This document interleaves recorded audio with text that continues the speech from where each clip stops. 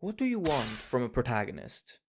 I imagine that I will get as many different answers to this as I have viewers on this video.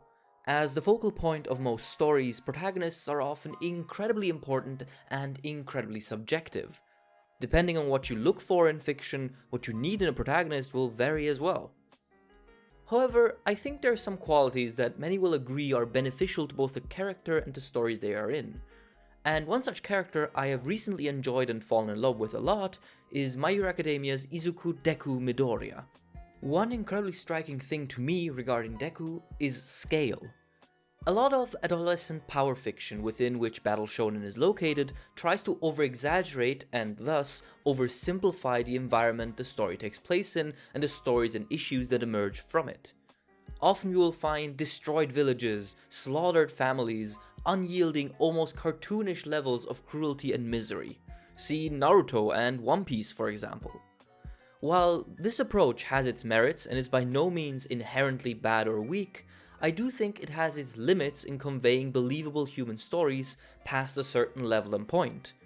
It makes things too simple and turns the world and its events into a bit of a caricature with clearly justified good people and ridiculously evil and cruel bad guys.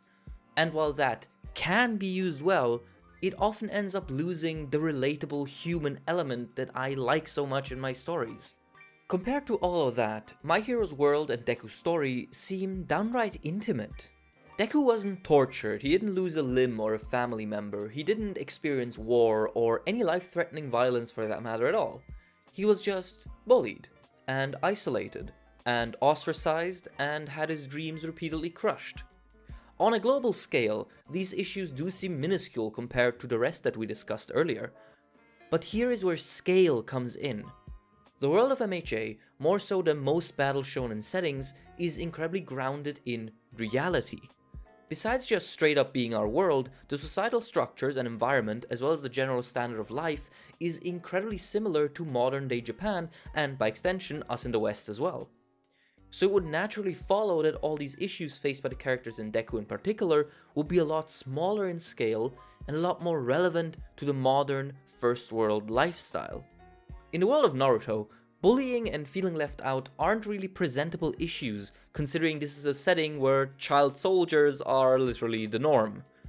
But in the world of MHA, because of that more grounded focus, stories like the covert destruction of Robin's Island or Sasuke's loss of his clan would feel completely out of place and kind of ridiculous. And yeah, you could argue that the story loses the more grand and obvious scope of such disasters and backstories. The slaughter of the Uchiha was a perfect motivator for Sasuke, as was the destruction of Ohara. However, I would say that what Deku as a character gains in return for this loss is not any less valuable. Because he lives in a world very similar to ours and experiences issues that we can understand on a much more personal level, his story immediately becomes more intimate and relatable to us. When you see the murder of the Uchiha or Red Leg Zeph eating his leg, you go, damn, that's sad. And probably also feel sad a bit. You might even cry depending on your age.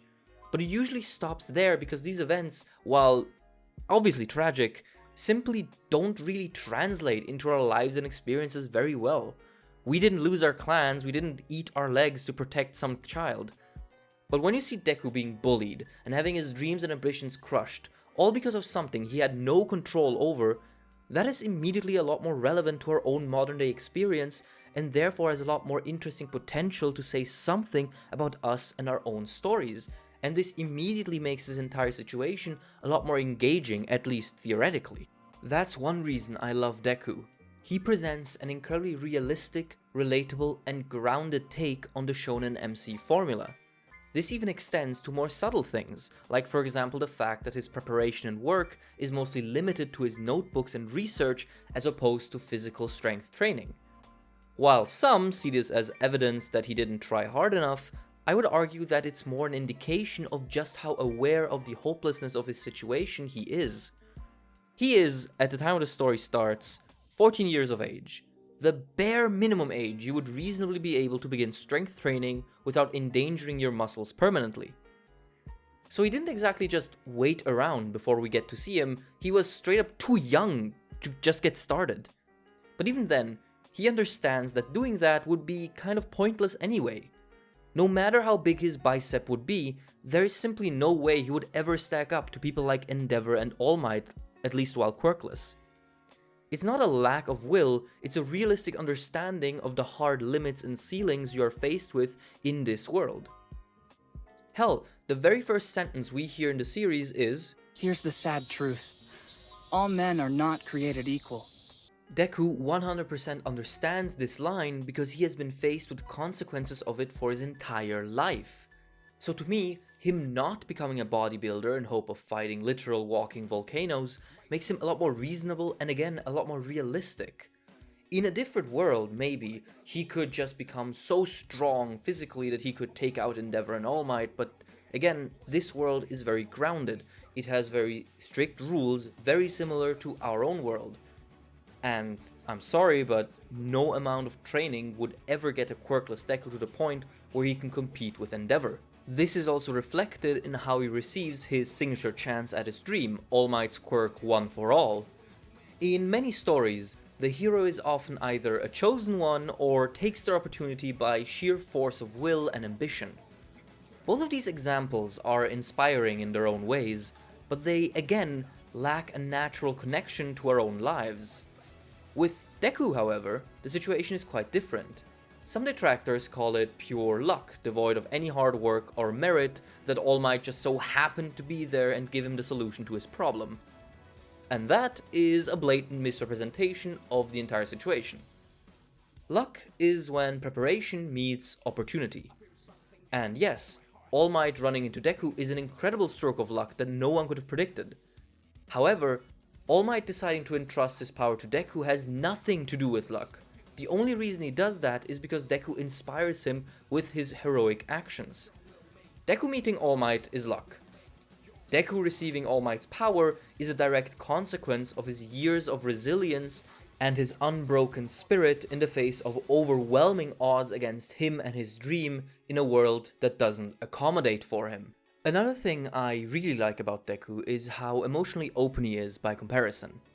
A lot of shonen protagonists have 3 emotions they will express: dumbassery, anger, and resilience.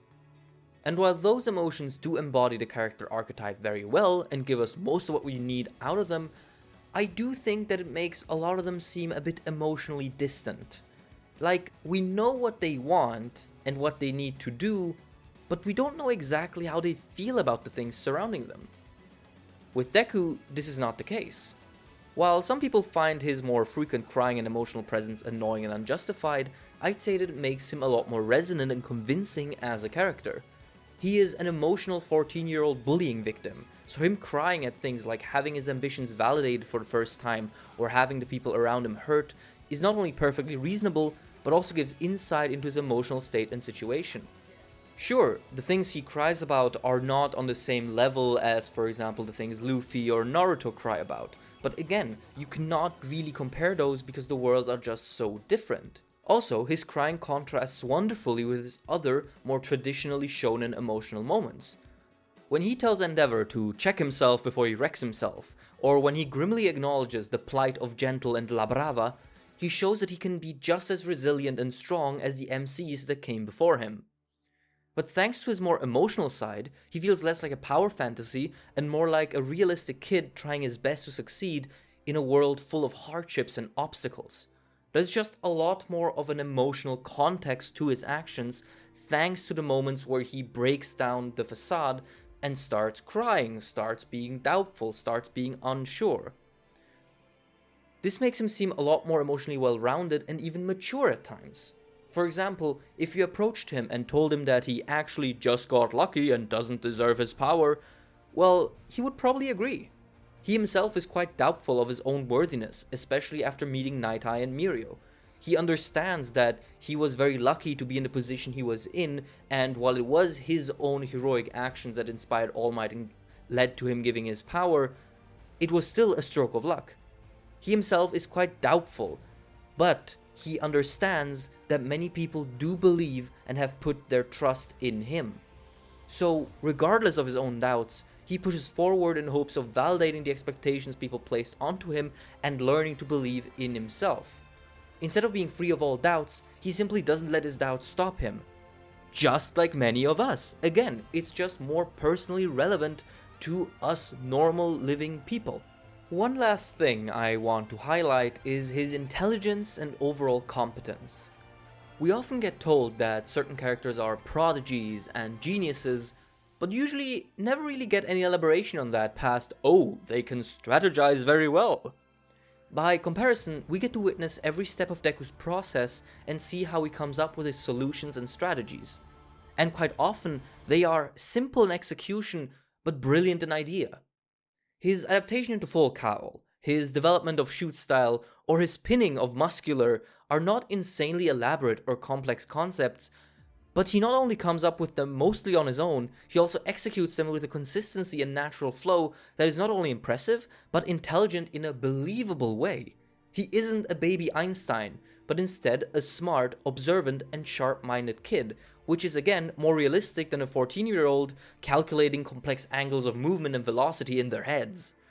This is also reflected in his power progression. His power-ups are mostly centered around him finding a new way of applying the abilities he has, as opposed to some earth-shattering transformation or change.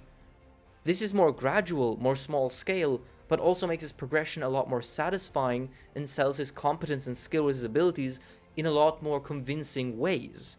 I am aware that I use the word realistic a lot in this video, and realism is not at all a shorthand to better quality. It doesn't equal that in any way. But when a story injects realism into its world and characters in a consistent and well-constructed manner, I think it very reasonably has the potential to enhance the work by making the events and ideas presented in it more relevant to us and thus more engaging. The examples I use in comparisons, from Naruto to One Piece or even Black Clover, are by no means inherently inferior, not at all. But I think it's important to appreciate just how much of MHA's realism is reflected in Deku and how that realism benefits the entire manga and anime. My Hero Academia is, essentially, a more realistic version of the shonen formula, with Deku being a more realistic and relatable iteration of the shonen protagonist. Thank you all for watching. If you liked this video, consider subscribing and supporting me on my Patreon. Take care and be safe. See ya next time.